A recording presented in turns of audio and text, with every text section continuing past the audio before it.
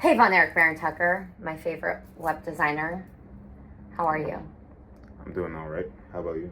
I'm doing all right. Happy Monday. We're actually interviewing you on Monday Morning Muse instead of having you here as we did about a month or so ago. Tell me what's been going on for you lately.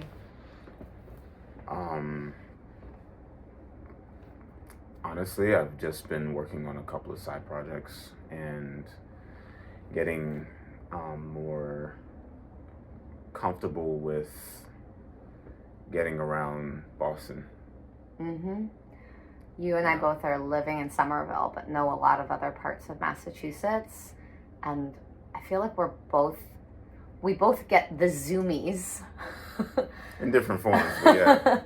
Yeah. I ride my bicycle as much as I can, though I'm still rehabilitating this injury. So sometimes I have to drive and then I'm kind of back and forth because often cycling helps, but sometimes I need to have as little movement and as little muscle stimulation. It's complex when you've been injured. Yeah. Have you been experiencing any complexities with your rollerblading? I mean, there's complexities everywhere, but I get the zoomies, with rollerblading, and for me, rollerblading is an experience where I can like think, but I can also process things, but I can also get from point A to point B, and I can also listen to music and kind of do all of that to a rhythm. So, and then when you do it daily, it becomes kind of like it's kind of like playing the piano and practicing scales every day. It becomes like this thing that's just like seamless.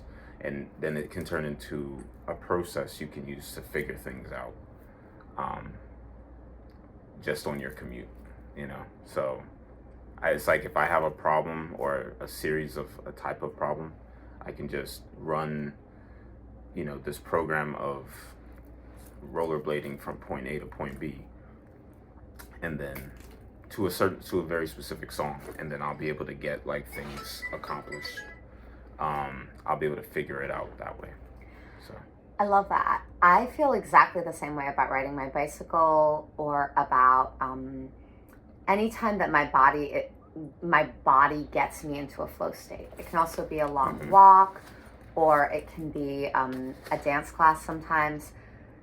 Sometimes I set the intention, like a very simple intention, just like between here and whenever I arrive, I will have made a decision about X. And X could be 1,000 things. It might be something about like choreography that I'm working on or a poem that I've been working on.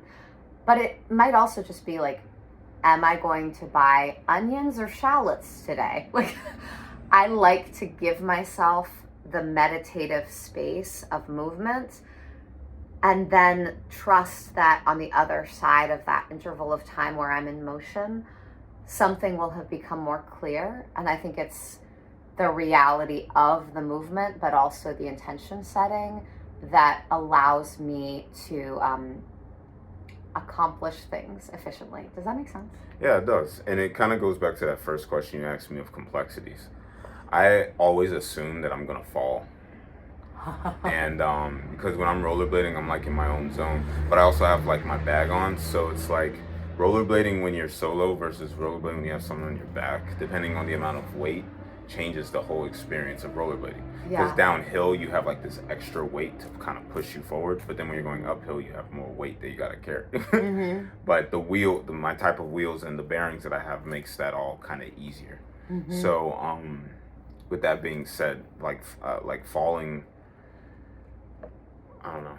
Like it's just that's why I always carry like my stuff with me, because, especially my gloves, because when you fall and you have like protection, like you're always set. Yeah. And it's like, because and knowing how to fall is also kind of important. Mm-hmm. Because it can happen very abruptly, for whatever any reason. So Learning how to fall could be that could be the title of 12 podcasts. I think that's a really interesting metaphor because you and I both have gone through some real trauma in our lives, and we've had some pretty intense stuff happen, both physically and also in our relationships. We might not get into that today because we're not like looking to do a deep dive into the psychology of either of us. However, what is one of the worst falls you've ever taken while rollerblading, and what was the solution, or how did you ameliorate the impact? The psychology goes back to like my experience with rollerblading in general, but just I think with the concept of accidents in general. Mm-hmm. With all accidents, there's a protocol as to what happens when that accident happens, regardless of its form. Mm-hmm. That being defined, I think that the worst fall I think I had was actually a couple of days ago, like maybe like a week ago, where I was rollerblading at night and there was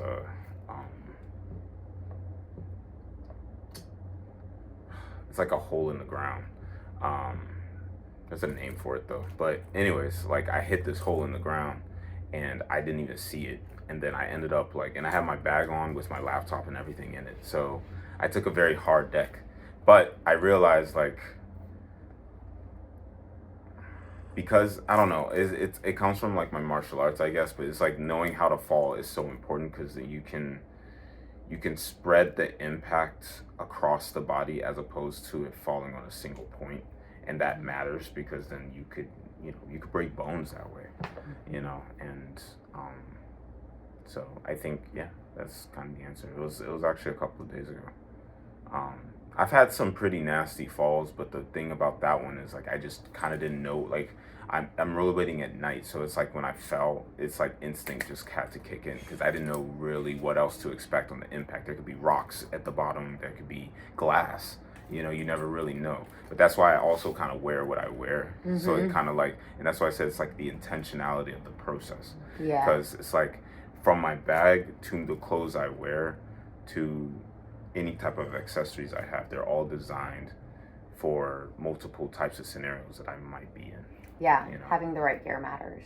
So it's like tactical gear, but doesn't have tactical view. I feel like I might need to give you my headlamp because that might help with seeing holes at night. I have a headlamp. We can talk about it later. I actually do have one. It needs to be charged. Okay. It's another tool that I have. Yeah. Okay. Well, I've taken some spills in my day as well on the bicycle and in other ways. Rather than getting into spills, I want to just note that as you talked about that, I was noting the ways in which preparedness matters, right? Preparation is huge. And you ameliorate the problems or make things a little gentler and better by having certain things in place so that when inevitably we fall in life, right, that the impact is not quite as bad, right? You see it as falling, but I see it as like a collision. Mm-hmm. Something we talk about in data structures is there's a very specific type of data structure that's basically like, I don't know, it's like they're like boxes. Mm-hmm. And if something's already in the box, then you can't put it in that box, so you have to put it in a different box. And it's a hash algorithm. So it's basically like you throw information in a space and then it lands randomly in boxes. All right, but you can also designate it to be in very specific boxes. Okay. All right. So, but anyways, what that has to do here is like the more prepared you are for the amount of scenarios that it can happen, the less outcome, like the more control you have. I think I should say it that way. Because instead of the collision being something negative, it could also be something positive, So you have, there's like a specific type of conversion function. And let's use the other night for an example that I fell. This is more literal, but this can be applied to any type of collision. Let's say I fell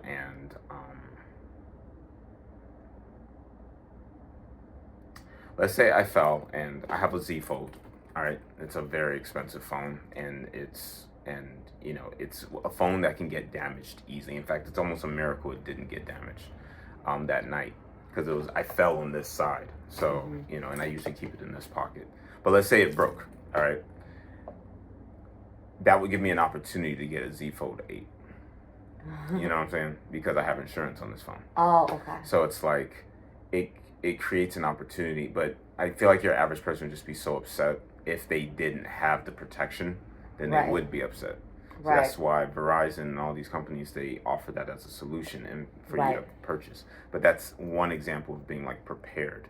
Yeah. So and that takes money, and it takes resources to be prepared. So the more prepared you are for collisions of any type, the more you can convert them into opportunities. Yeah. I appreciate your articulation of that. There's something really... There are a lot of things I want to tease apart there, but I'm not going to, because we wrote on the whiteboard over to the side things we wanted to make sure we talked about in this podcast. Right. And one of them is Juneteenth, because Juneteenth happened last week. And in the spaces that I traverse, celebrating but also honoring the story of Juneteenth, it matters, and not everybody understands it very well or understands the significance.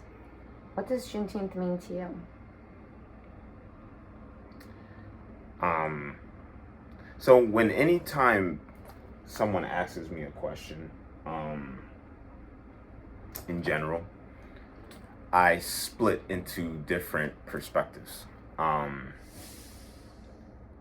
Because I see Juneteenth not just from like the perspective of what it is in terms of it being a holiday, but I look at it in terms of the ordinance of how holidays just pop up into existence. And then when it popped up, and then why it popped up, and then there's also other questions that I kind of ask at the same time. I have this kind of like format I call the Council of Vons. And the Council of Vons is like basically me in these different perspectives. It's like if I would have a hat, to represent a perspective, in this case, there's a political hat that I wear. Then there's like a historian hat that I wear. And then there's like a programmer hat that I wear. So it's like, I have these several different hats that I wear to help me define what my answer is going to be to a question. So when I see the Juneteenth thing, I'm thinking to myself, okay, well, I have to say something political about this, or do I have to say something... I just, like there's 1,000 people who have podcasts talking about Juneteenth. I'm never going to be the world's greatest expert on Juneteenth. And I also, I appreciate that you're naming so many different ways in which you could give a response to the question, because it talks a lot about the powerful way that you behold the world. Yeah. Well,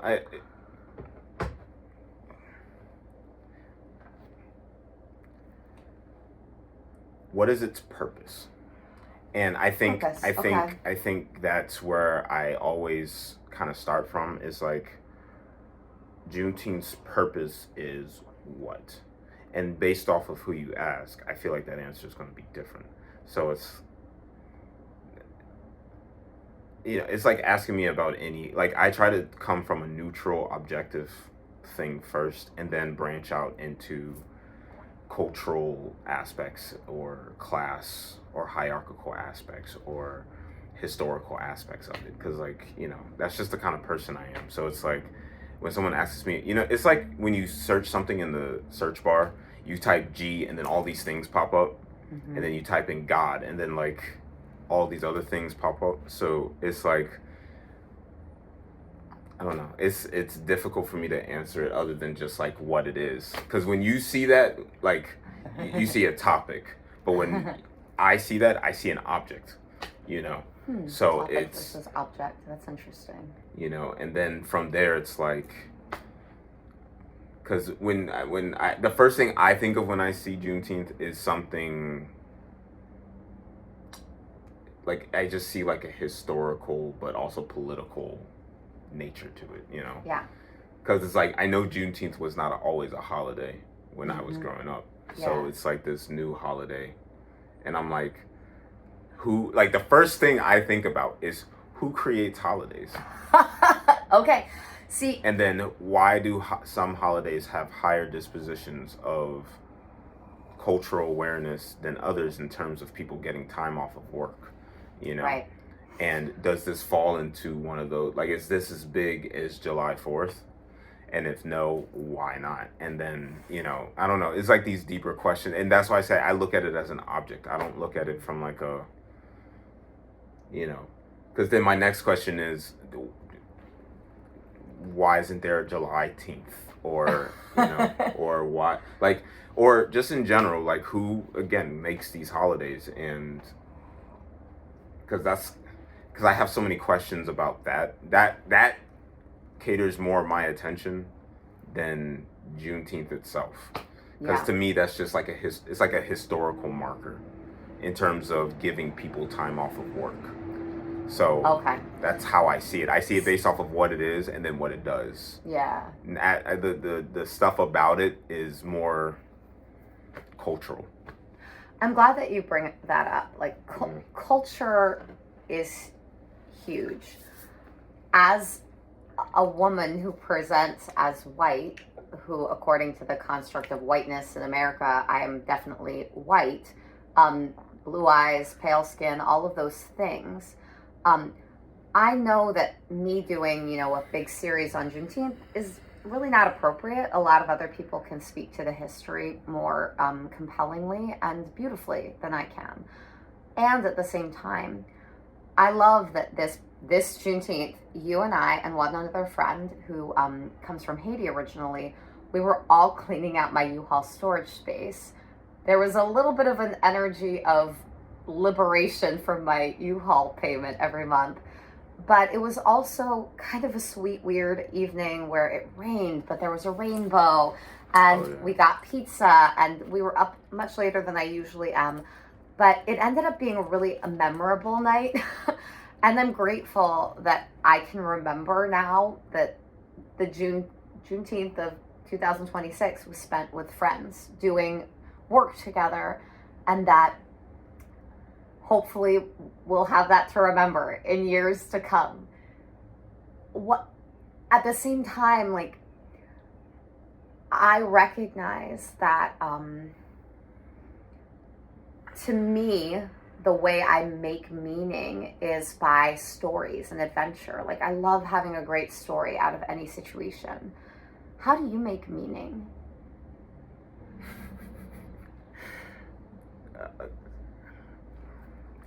You asked.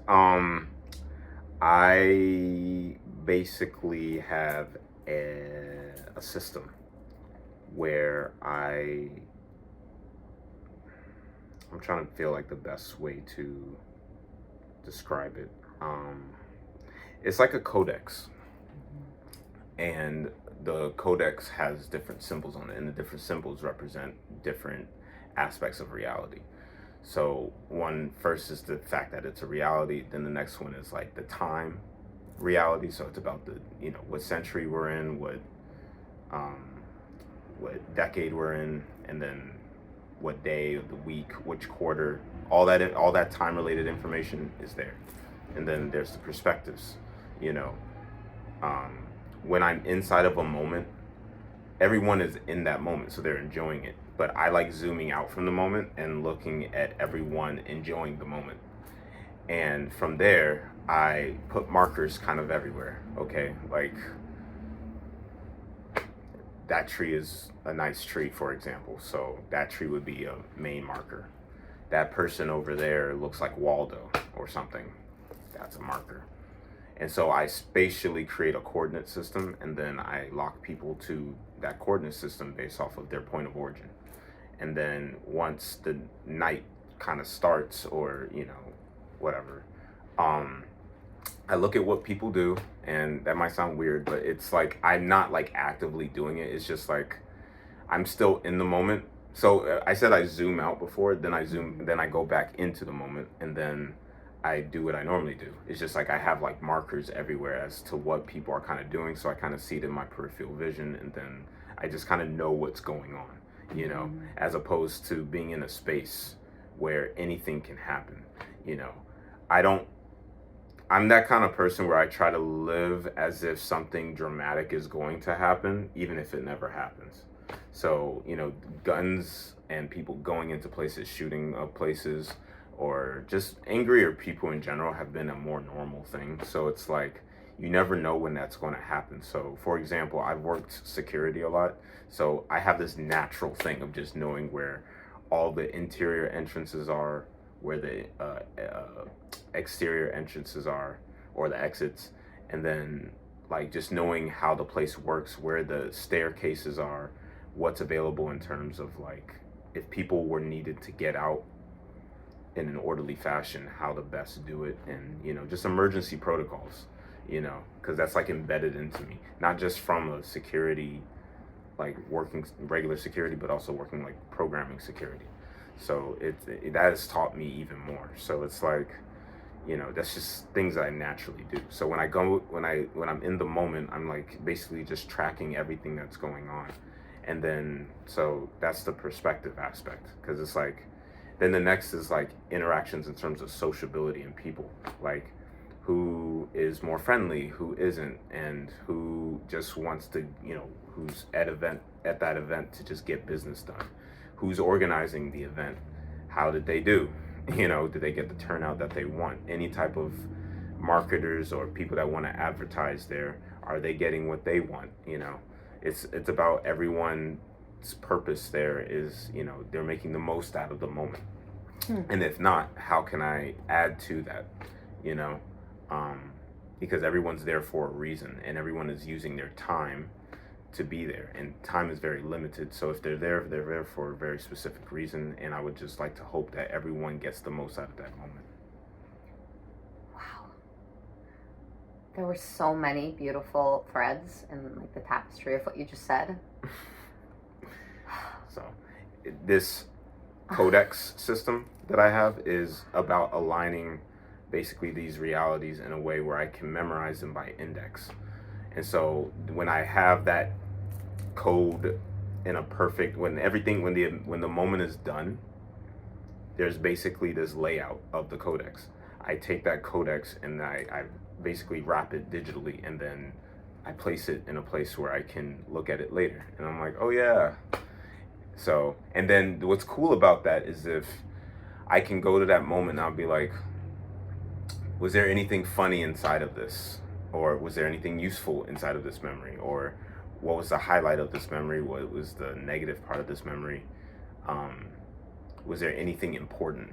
You know, because there's a lot of times you're in spaces and there are these opportunities, and because of the way the event is structured, you can't make the most out of the moment. And we had that example the other day with that meeting in Somerville. So,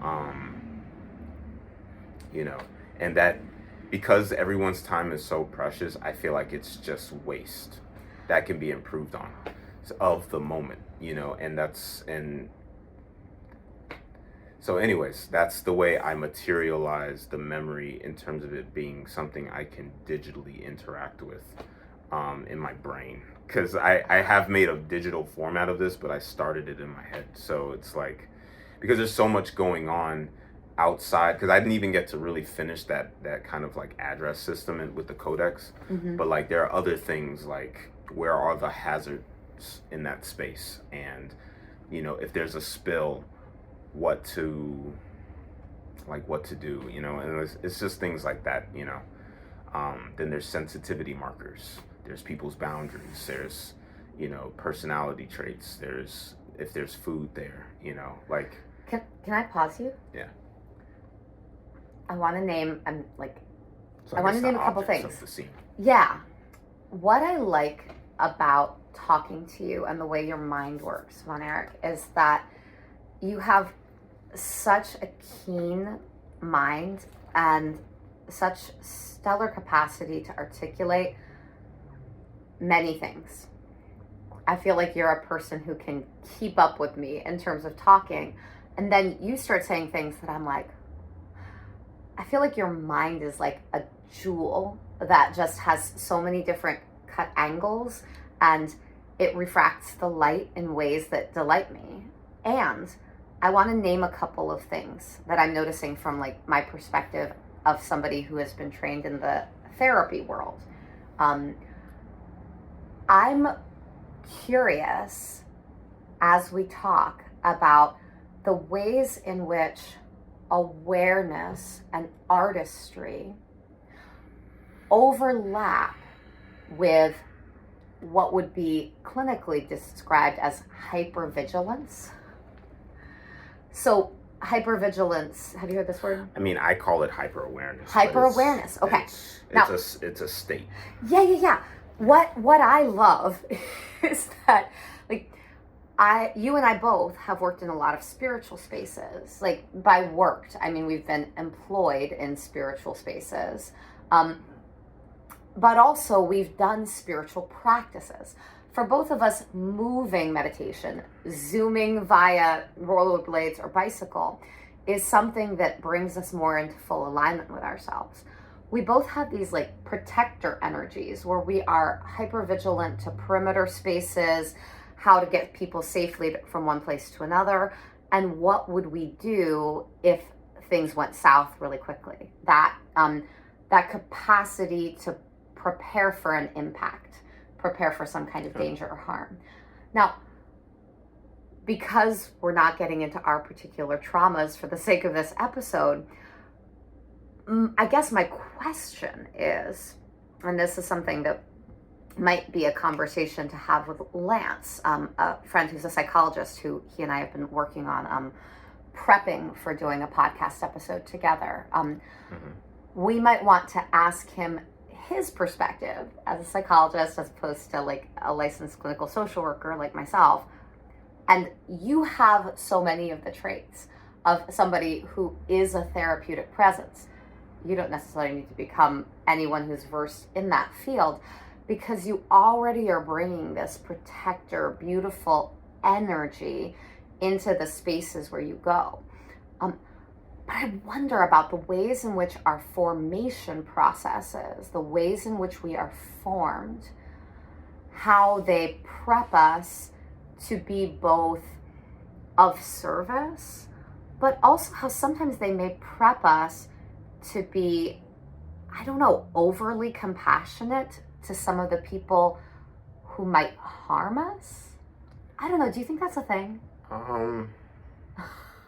I think that is one way that it happens. The hyper awareness happens from being empathetic to anything in which matters. Because like, for example, one time I was working at Verizon, and another employee there told me so there's different types of people. This particular individual was a philosophical type like me. And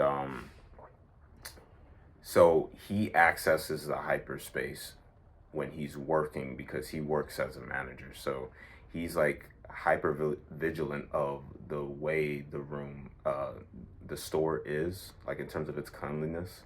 But he's also looking at the customers, making sure that they're comfortable, you know, and then he's also looking for people who are stealing, you know, both internally and externally with his employees, but also with the customers. And then he's also making sure that if there's any sensitivities for people with special needs, you know, he dims the light, you know, because I think he has a family member who has that, so he's cognizant of that reality, you know. Then he's also making sure that the trashes are not full, which is different than the cleanliness of the place, because the trashes were like inside of cubbies or compartments that the customer couldn't see. And then there was also trashes that were available for the customer to use. So knowing where those trashes are in terms of the trash is actually important. And then there's actually interacting with the customer self, I guess, where they're trying to make sure that his employees are maximizing on their sales. And by doing that, he has to listen. And he's listening to the different conversations, and he's seeing where he should go in and help out to try to maximize the sale, or step out and be a good cheerleader, or be ready there at the cash register to take care of the customer. So either way, he's just trying to make sure he maximizes the moment. Maximizing the moment. I Yeah. love that. Because he has the authority over that space to be able to do that. Yeah. So not all of us have that opportunity in all spaces. So for him to do that for the point of, because he is the store manager, so he has to maximize profit. So why not do that by maximizing all the important nodes of the space? Now, those are just internal in terms of the store. Then there's external things like making sure that the banners are up and making sure that, if there's any parking or any type of construction outside, that he can guide people to his store, and he's like telling me about all of this stuff. And I'm like, that is definitely a hyperspace man. So he's cognizant of all these things going on at the same time, and so he has to perspective switch between each different type of person that's needed to kind of understand that everyone has their own system. That's kind of like my perspective on the system. I see it as like different types of eyes. People call it wearing different hats. There's different ways of saying. I'm a very literal person as a programmer, so I see it as a perspective. So you're literally, if you have the eye for an object, you would know a lot of things about it. So that's his connection to the hyperspace state, if that makes any sense. And there's different forms of it, but yeah. Okay, let's talk about eyes, because you've been using that metaphorically frequently. Yeah. Why are you wearing sunglasses? I'm just curious. I'm wearing sunglasses. Because sometimes you wear them, sometimes you don't. Right now, you're wearing them as we film this podcast. Well, I'm one of those people who's very sensitive to things. So to dim it, I literally use sunglasses. Yeah. But more importantly, it's more or less because of the profession of my job, because I'm always looking at a screen. I feel like my eyes just need a break. Yeah. And the strain is real, and I've kind of over time have seen patterns in my eyes in terms of things that happen if I stimulate them too much. I would get this point where, and it's a combination of other things, like how much food I'm eating, if I'm thirsty, or if I need water or anything like that, or maybe it's the space that I'm in. Right. But the point though is that I know the feeling, and I know how to mitigate the feeling based off of where it is. Yeah. So I love that you're talking about photosensitivity. I really do believe in the next 5 to 10 years, photosensitivity and doing careful testing about its impact and the ways we can optimize for both safety and also for human flourishing. I think this is going to be cutting edge research, but also just the people who come up with solutions sooner than later are going to create thriving, or they're going to optimize for thriving, maximize the moments of their customers. I am photosensitive for so many reasons. A lot of it is repeated hospital traumas. And in hospitals, you get a lot of glaring, garish, painful light for the sake of examinations, safety, and hygiene. But also, photosensitivity is becoming huge because so many people are looking at screens so much of the time. We're going to have, as any chiropractor already knows, and many kinds of doctors, we are going to have a generation of people that already exist who are getting scoliosis and lots of problems with their spines because they do not know that crouching like this over your phone or your computer is going to reshape your entire bone structure in the direction of declining health. That's why I actually am really invested in like our glasses being computers. I'm really invested in that type of technology. See, this is interesting because I'm kind of the opposite, but and maybe this will be a conversation for a future podcast. I want protection from the radiation of all of these devices.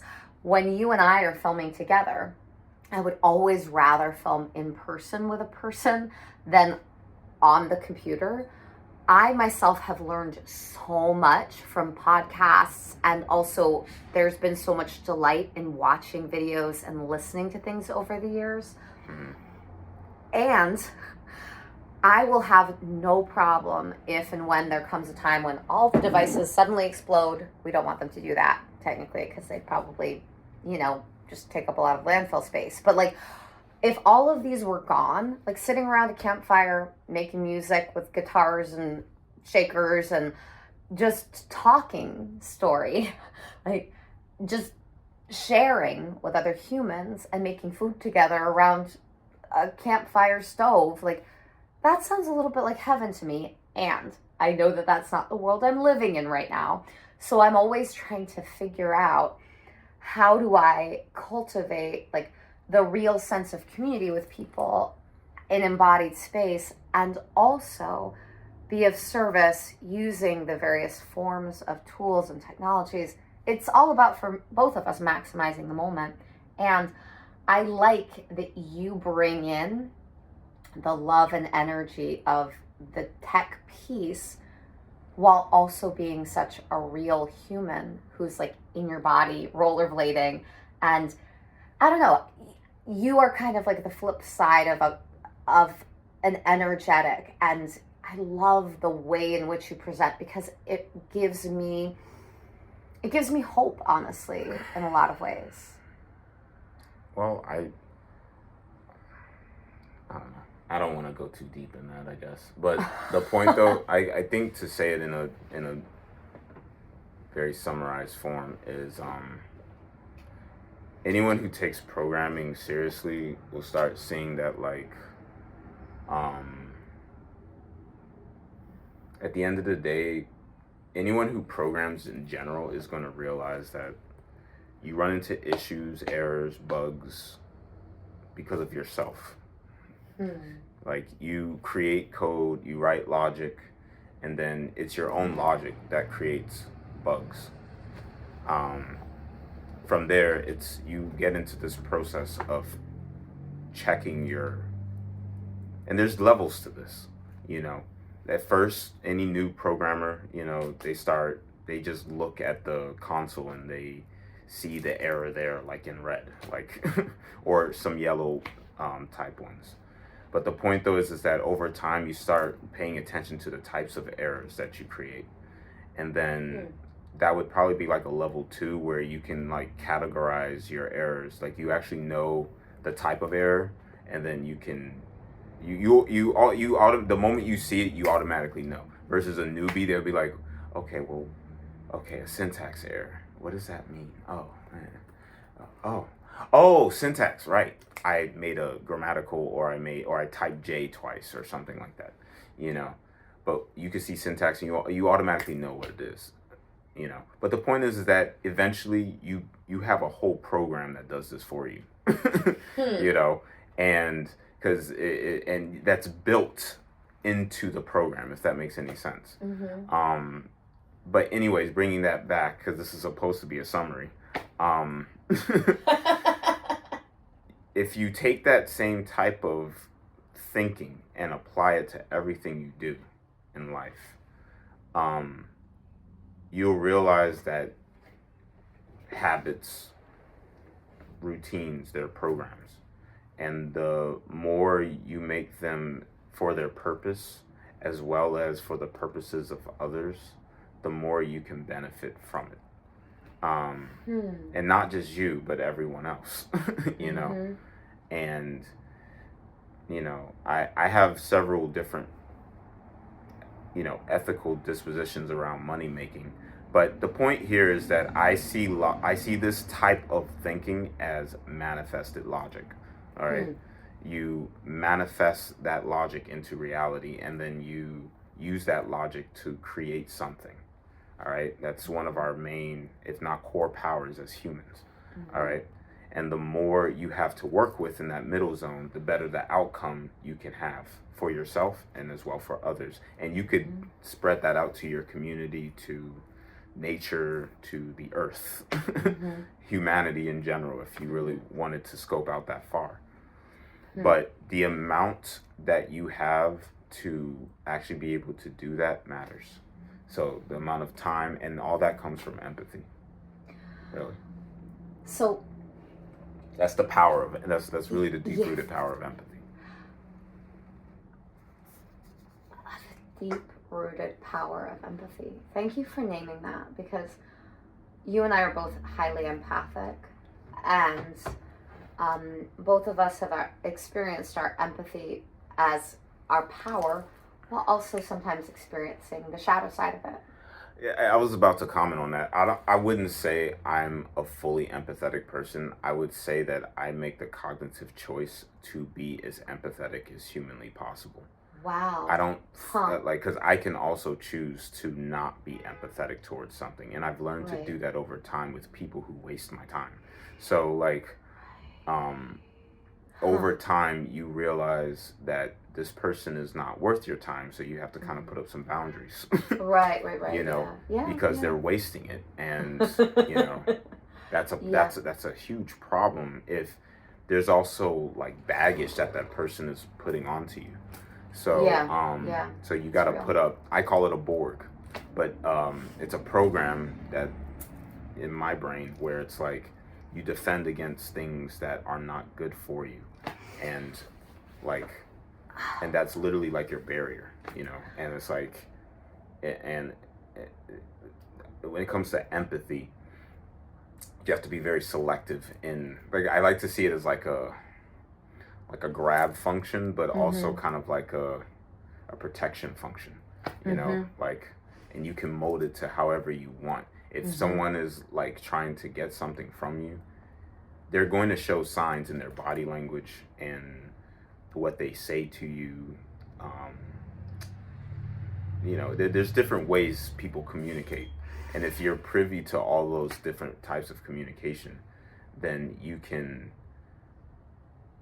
work your way through the conversation where that person, you can leave from that conversation knowing that person knows that they're not going to get what they want from you, instead of them wasting your time to get it from you. If that makes any sense. Yeah. Because you're also communicating to them that you're not interested. And it's the little things like, oh, okay. And then you showing that you're not interested, or you just like kind of like agreeing with them to just get the conversation over. It's all this kind of like small talk that happens in a moment's glance. But I think that's a good thing in a way, because you're both not wasting each other's time, Yeah. But it's also doing that that very small communication back to let them know, as opposed to pretending that you're interested and then having them like kind of drag on. And then, before you know it, 2 hours have gone by and nothing really came from that moment. Right, yeah. So you have to be selectively empathetic, but you also have to be, you have to care about what the person is actually, trying to do, but you just gotta put it in a space, like a neutral space, where, the way I like to see it is like logically coming together to build Legos, but but these Legos are Legos things that come together and produce actually, things in this reality for everyone involved. Like if it's not doing that, if there's no time dedicated to building this whatever it is, then so you have to kind of communicate that, okay, I don't want that Lego there, I don't want that Lego there, and that's kind of the interaction. Yeah. I'm trying to like learn how to be more efficient in explaining things. But, I want to come back to your use of a term that I am going to like probably write down and put on one of the bulletin boards around here, or put on painter's tape or something. And that is selective empathy, or maybe the selective use of empathy. I can't turn off my empathic self, and I am an efficient person. I've needed to be in every space where I've been employed, in every place that I've been. But I mean, is that true? Not every space requires that I be efficient, but efficiency is something that for me is good and fun to work with. But this notion that we can choose to be this aspect, this empathy aspect, and get selective about where and with whom we show up in that full heartful space. This, I think, is going to be an important piece for me of healing after a really hard past year or so. Kind of not turning off the empathy, but having, I probably won't call it a Borg, but having certain like spiritual, imaginal, and real defenders around my heart space. I want to, can we swing back to the concept of the Council of Vons? Okay. Yeah. Because this reminds me so much of a few different schema that are out there in the world. One of which is Dick Schwartz's internal family systems, IFS, in the therapeutic world, where you can name or articulate different parts of yourself and use them to understand yourself better, have the people around you understand you better. But it also makes me think of soul collage, where you work with different aspects of the self, which brings us to like ancient Egypt spirituality and the concept of a netter, like an energetic strand. Jungian psychology. We could go deep into this, and we might with Lance, my psychologist friend. But like, you have a council, and I like this idea of a council. Are there a certain number of council members? So I like to see the count. I'm trying to figure out how to properly explain this. So there's not just a council. Mm-hmm. There's also like, and this is something I made actually maybe like, I don't know, maybe about a year ago. Is a boardroom of Vons. So like there's a boardroom, then there's the council. Okay. The Council of Vons I would connect it to as an undefined array. And what that means is that if and when, because this is a place where every Von gets his voice heard, but also it represents a metacognition of an understanding. So it's like and it's based off of a language type. So empathy, I would say, is a language. It's something that you can communicate. How people view it in whatever its form, whatever. The point is that it's a way to communicate. There's a Von responsible for that, and that's his main role. Then there's another Von that whenever there's an object made, I always make the shadow of whatever that is by default. So if there is an empathetic Von, there's also an apathetic Von. All right. So there's always an opposite or a shadow to that primary Von. So in programming terms, that would be like a ghost folder for the main folder. All right. And these two folders have a relationship where based off of how well I know that language, I have a tool to extract information of that language's type. So if, for example, I see a woman who's empathetic to dogs, but they're not as empathetic to their child, that communicates something to me about that person based off of how well I understand empathy. All right. And also, there's another Von that gets kind of built from that called the perspective Von. And it's like, well, what lens of empathy are we kind of looking at this? Are we looking at it from a psychological perspective? Are we looking at it from a philosophical perspective, which is like ethics and morals? And then are we looking at it from a cultural perspective? Because culture matters also when it comes to empathy. it's rooted within not just their religion, but also their language. Mm-hmm. So it's like there are certain things that are embedded with people, you know. Yeah. And then there's also, I would say, the perspective of like, I don't know, someone who is more in a religious circle who like is an emulation of someone within their religion. So like for Christians, it's Jesus. Jesus had a certain type of empathy.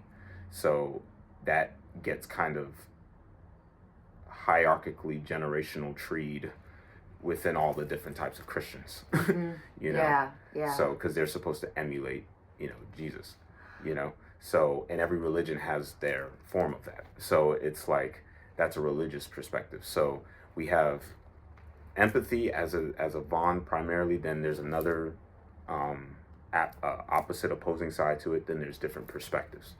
All right. So that is just one. All that is just tied to one bond, and that bond represents empathy. So then there's an infinite array based off of whatever the item is. But the point is, when it comes to problem solving, I can put the problem in the middle of that space, and then that's when, based off of what bonds are needed, Mm-hmm. to solve that problem, Mm-hmm. they can be summoned, and then we can like kind of talk about it, and then from different perspectives, and then I also get, there's a bond responsible for collecting outside opinions, Mm-hmm. for example, to look at if there's any patterns, and then based off of, because you want to stand out from the crowd, but you also don't want to stand out to the crowd where it creates conflict. Mm-hmm. So it's like you want it to be something where it's well thought out, but there's also properties that are valuable that you can extract from whatever the solution you're trying to build. All right. If it helps just a single entity, then that's a linear type of like, okay. But if you can make that value curve exponential by adding in more factors and perspectives, to come up with the best solution, why not go after that instead of continuously going linearly? And then, but it's also a space-time thing, and that's when we go into like different types of algorithms to solve problems. I'm gonna pause you. So yeah. Just because we're getting toward the end of the time. Okay. And I feel like we could keep going in so many directions. Yeah. I love the ways in which your mind works. And I've already said that. But I also love that you are an inventor and a creator of things. We're going to get into the lightning round. And we're going to end with you showing one of the things that you created. Because I know you brought something with you. I did. Yes. I think you did. Your instrument that you made? No. That instrument is not here. No. Okay, well that's okay. No. We're gonna see it at some point. No. That's okay. That's okay. Yeah. Okay. For some reason No. Okay. I need to find a bag for it first. Oh, okay, that's fine. All right, we're gonna talk. Maybe we'll find the bag. But what we are going to do is give you this hat to wear because you said you'd wear it someday, and today's that day. Okay.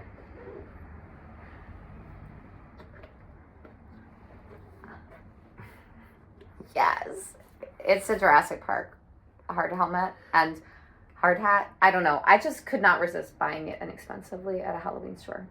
I'll wear it for a costume someday, but what's you look crazy really is good in it. So, well, when you gave this to me, what's crazy is that I'm always, so I have like a Velcro system, and so I put Velcro right here, so that I can take something like this and I can just like attach it, and then if I need something up here, then I guess I could use it. But the point though is like I'm just always trying to figure out a way I could use a hard hat for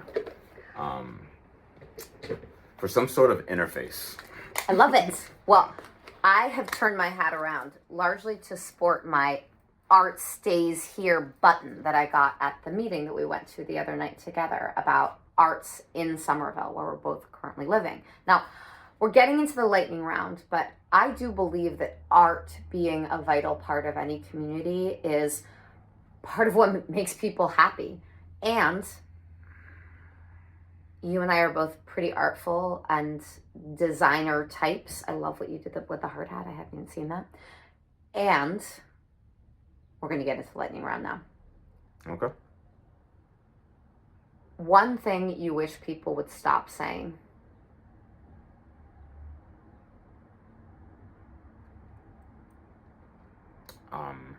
It's supposed to be lightning. I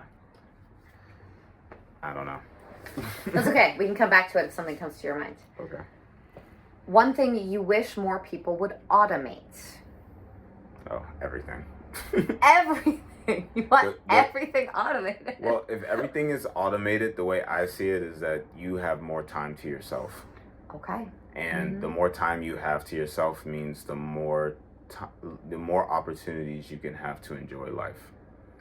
That is beautiful and true. We spend a good chunk of our time sleeping already. You know, now you want to add in work into that. You know, it's like you only have like 20% of your life to really enjoy. You know, if you were working all the time, you know, that's why some people merge them together. But anyways, next question. An experience or a person or a being that surprises you with delight. Repeat the question. I keep on trying to rephrase or reword this question. We're talking about delight.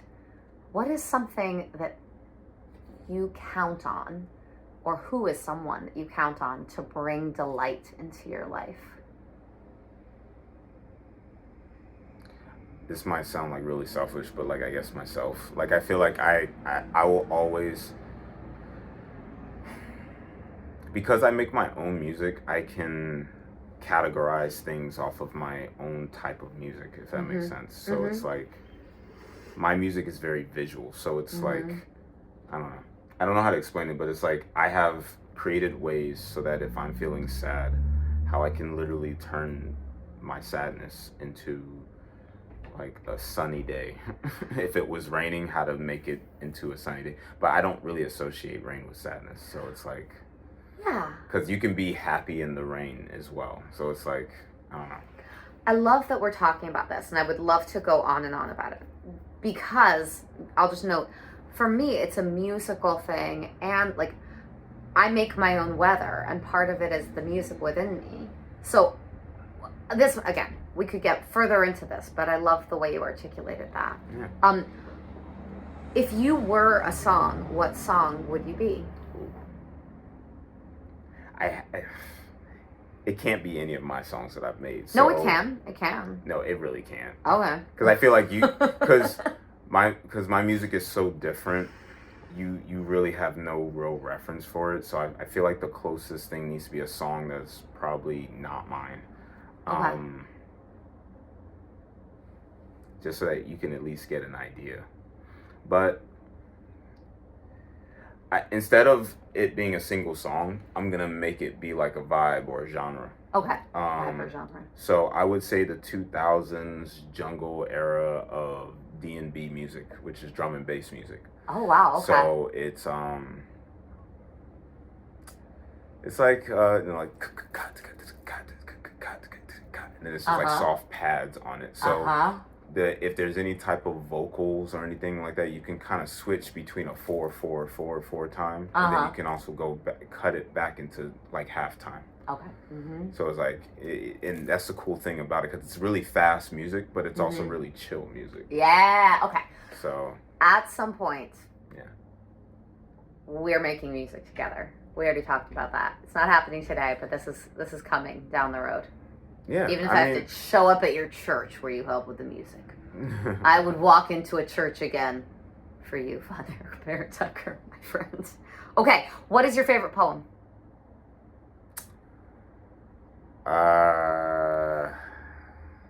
I think it's called "The Colored Man" by Langston Hughes. Oh. And it seems like this psalm. And I say psalm, I mean like David from the Bible psalm. But it's like basically this cry out for like black people during his time. You know, they were being called colored people, but in the poem he basically goes, you know, when a white person's cold, they're blue. When they're sick, they're green. When you know, they're blushing, they're pink, and then he goes down all basically a list of items, but then yet you call him, a black person, a colored man. And that's and the reason why I like that is because he's very literal in showing the distinction between what something is called versus what it is, and having associations to it that are not true. And how calling a black man a colored man is not definitionally correct. And I don't know, I just like it because he's basically showing that he's defining something to just be a lie, and through art. Through art, yeah. We speak truth to power maybe most efficiently through art. I don't know if that's true, but I think it's both. I think if you have art, but also some data with it, and it's something that people can actually connect to. Yes. Logically. I think that's the best outcome. Agreed. I would say even another layer from that, if you can get community and philosophy kind of in there as well, because that's honestly how traditional values are made. Yeah. Oh, interesting.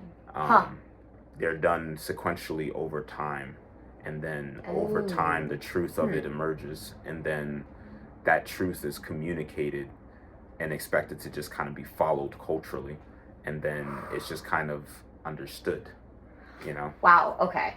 Now you're making me feel like I've got to get my Aunt Margaret on the podcast soon, because she would speak to this concept of traditional values so eloquently. All right. Well, it's that term they said in the meeting, like generational value or something like that. Well, I talk all the time about how essential intergenerational, like cross-mingling, like how that is how we heal and how we develop most efficiently and beautifully. That's also how we survive. It's how we survive, and how we maybe, as Maya Angelou suggested, I'll have you read it at the end. But before we get into Maya Angelou, final question of the lightning round. Okay. Who is one of your most important teachers?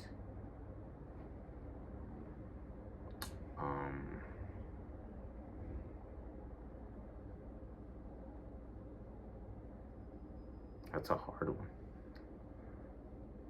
one. I'm gonna go with God or fate or destiny or just, and I say that from my own perspective, which I'm the kind of person where I don't follow typical paths. I like creating my own. It's kind of like the pirate in me,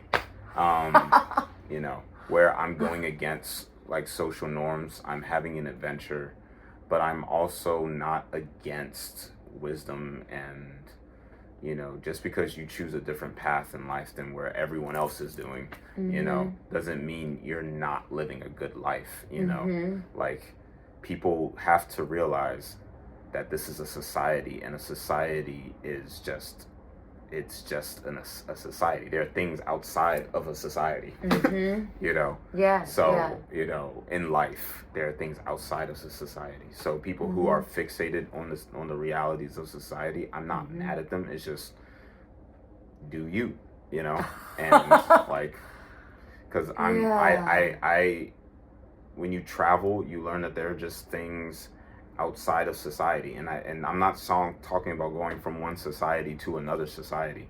I'm talking about everything you see and experience between going from one society to a society that is not societal, which people call nature, but it's more than just nature. It's the way a lot of people see it is undefined space. That's why they're scared of like the sea or the water or something like that, or forests and things like that. But if you stay there long enough, you'll see the rules of how to live in those spaces, and they'll become very clear, and that can aid you in your normal societal life, right. Because a lot of the things we've learned as a society has been through our repeated learning of how to survive in survival type of environments. Yeah. Well, we're gonna end mostly because of time, and I desperately have to use the restroom. Okay. But also, Do you want to read my Angelou or shall I? My mission in life is not to merely to survive, but to thrive, and to do so with some passion, some compassion, some humor, and some style. I completely agree with this. Right? So good. I love that I have this on a pillow. And thank you for talking with me on Monday Morning Muse. Yeah, it was fun. I am so grateful that... It's like someone else, like, looking into my brain. Well, I am so grateful that we've become friends, and I'm looking forward to finally launching my website through the ways you're building your new technology, and we'll say goodbye for now. Stay tuned.